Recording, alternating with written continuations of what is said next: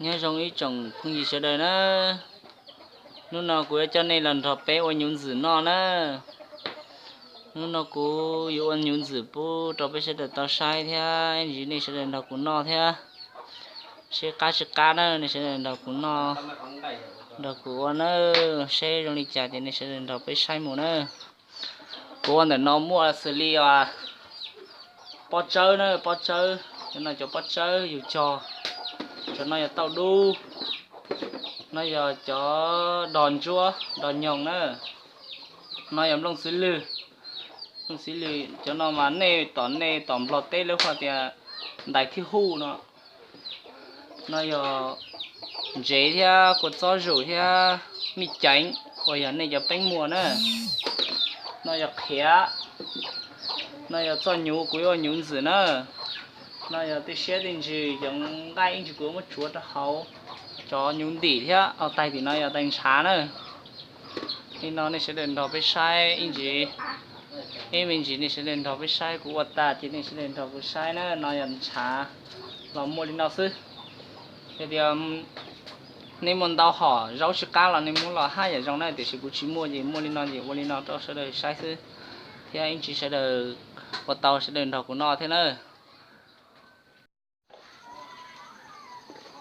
chỉ nó sống cho đỏ đó đấy sống cái đòn chỗ nào thế thiên lý chụp ha thiên lý chụp ha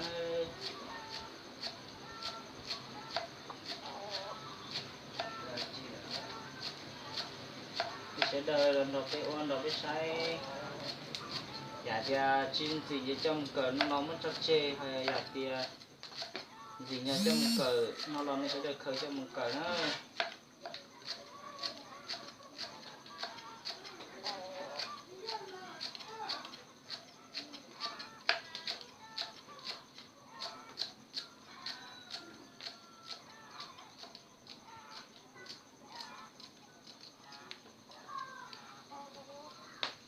chẳng thật thỉnh gì nè ngon thật gì cả nọ mò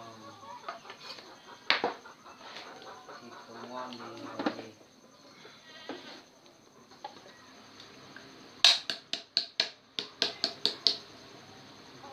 tiện nó được rồi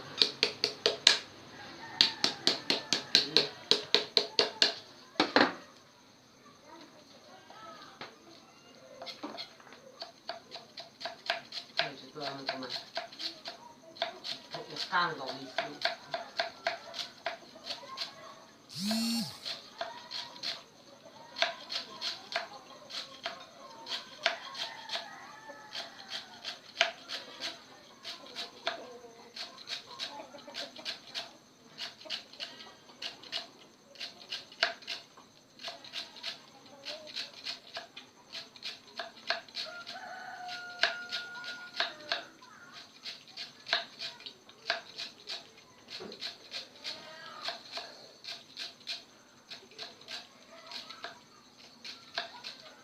chưa bên này bị nó máy bị chơi hết á anh để nó máy nó quay phim nữa này đây ok nó máy được nó nữa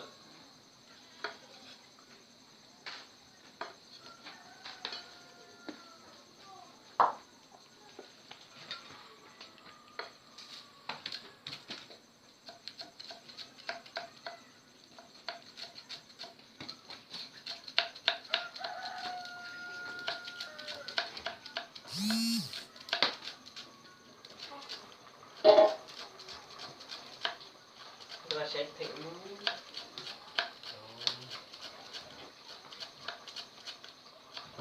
để mình chơi lo còn gì mà mình của mình nào mà mình lo thì mình thịnh cho nó vào tao thế nào bây giờ một cục thì ông phải để cái quạt tại vì mà như vậy là như vậy nó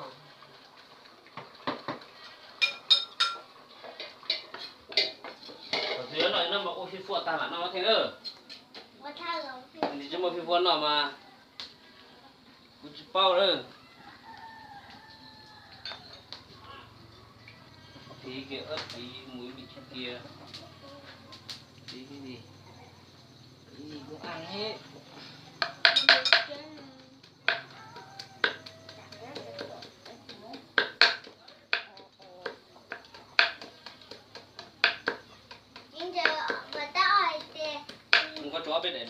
để nuôi trâu Và tao hãy tiếp kế tụ áo thì giờ im mình mất tuổi này.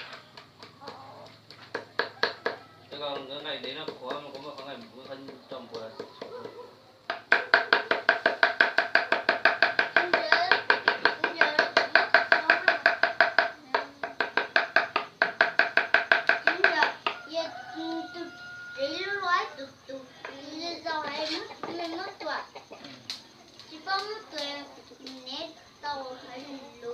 chưa có cơ là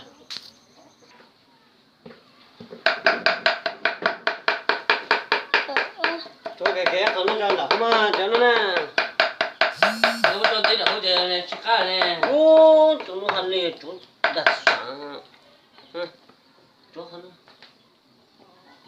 chúa cái cho đậu cho đây chỉ là chỉ xé mà đấy biết sao cái này lâu khó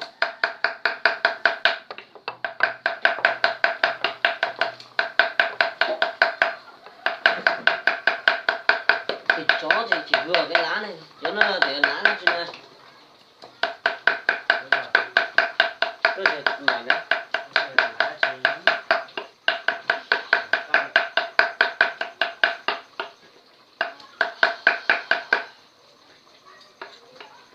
gì đâu từ nãy giờ mà còn chưa chín thì ta chịu mày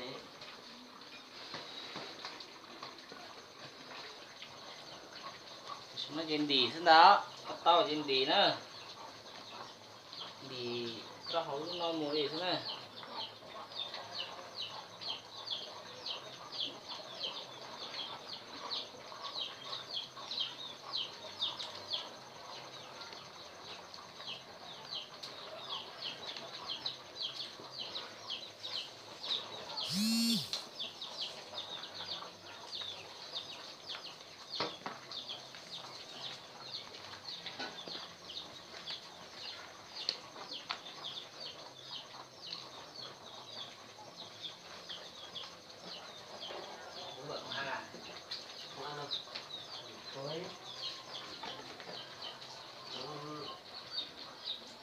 nghe này nó đi theo làng cũng mấy đi theo người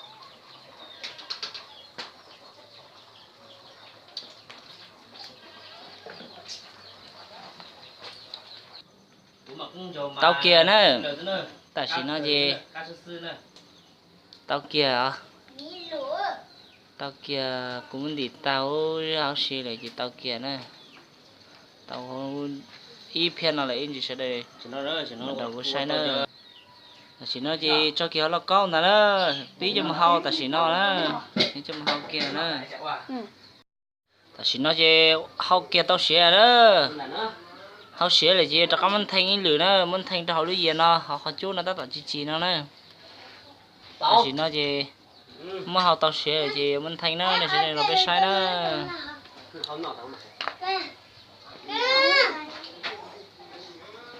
Toàn nói sẽ xem nào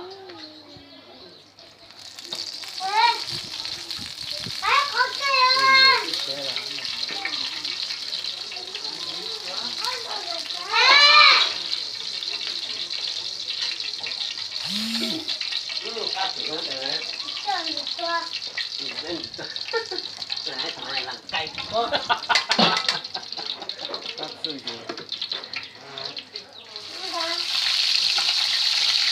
mấy đoạn con nữa chỉ xây thì đoạn cá được nhớ đi ra thôi sao hết giá đi vâng ngoan quá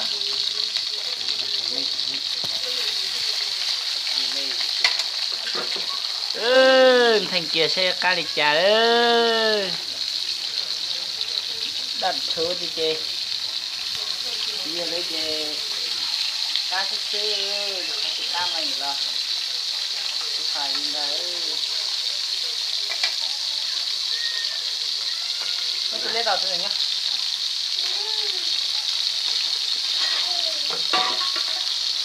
đầu tiên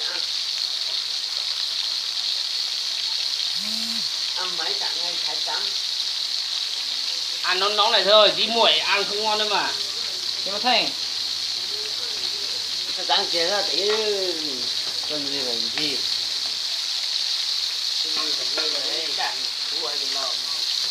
coi như thằng tụi mình cắt tiêu luôn sao chuyện à. to cái gì Ây da. Đặt thú đi ơ. Cá sứ sứ rồi của chân nhú à.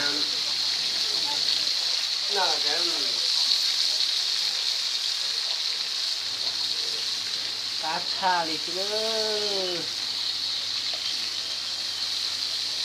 Đây là cái kia cá mực chân nhú nó luôn à. Nó mà theo chỉ chảy viên nhún dử nó. Thật chín đã là chín ha. Bây giờ nó chỉ chín đá nó thế á. quá rồi đâu có Phạt ư. chuyện anh thấy đây đây nó chỉ bê không bê này đây cũng sợ khó xử nó ăn lên bé đâu mua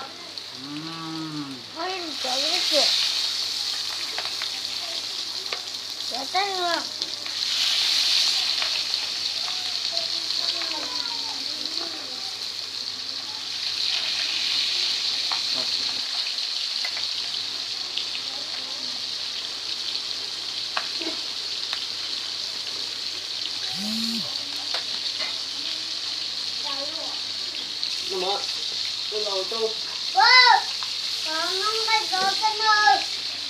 Cảm nó thấy đạt thú đi ơ.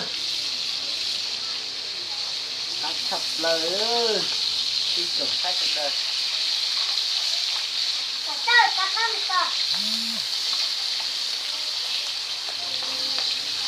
Nó mà ít mua lên là ít kilo mà. Ốc bột thia ơ.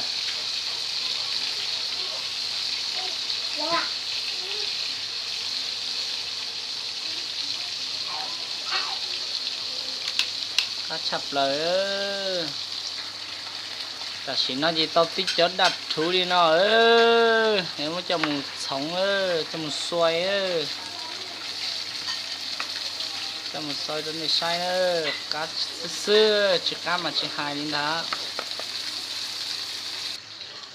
ta xin nó nữa ta xin nó qua tàu gì ngã cho kiên nó sống nữa nữa Cá cha ơ. nhớ xa sẽ cá một đi chả nữa Vấn đề sống tao hấu ao lúc này nó mẹ chỉ sang đây rồi. cũng mà có bỏ đi nó không xa mà cũng trồng nó xin lời này ui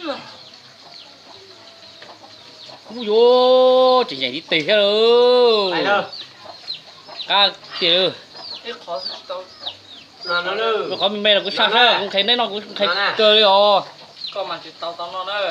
Hát chai đi không gì sẽ được đó.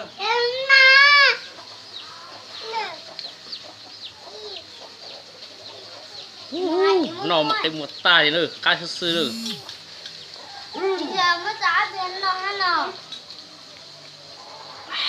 Rất đây. Tao không muốn cá cha này. nó cá chai rồi thích ra không mùi nữa Tao đấy. tàu nữa Thế nên đọc bên nó đấy. nó mà nhá Quay dưới. thật khó nữa Là hai đi xem mà.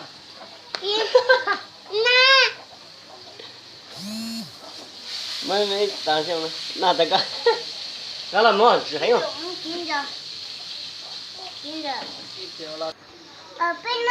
Tan cho đó, tía tan cho lại nữa.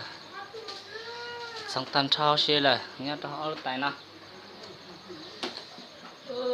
Cá chập đời chụp tiêu. Đi sai này là thông tay nhún gì nữa. Này là tay hoạt chi đó. Cho chi đặt thú thế cho là nhún gì mua hao tàu mới cho thành là đặt thú đi. Cứ nói từng gì đó này sai nữa. Đó.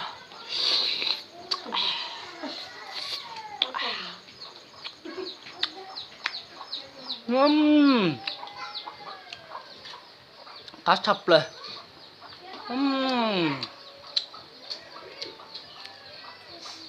lần chín này sẽ đợi lên nào sư giờ tiền mà lì rau mới sẽ hỏi lì trà thế họ lì già đó chỉ là cũng mà trở thành nó bố sẽ đợi sai nữa bố trời chẳng say sẽ đợi đó ấy lần chín này lên nào sư sẽ đợi nhớ rau nữa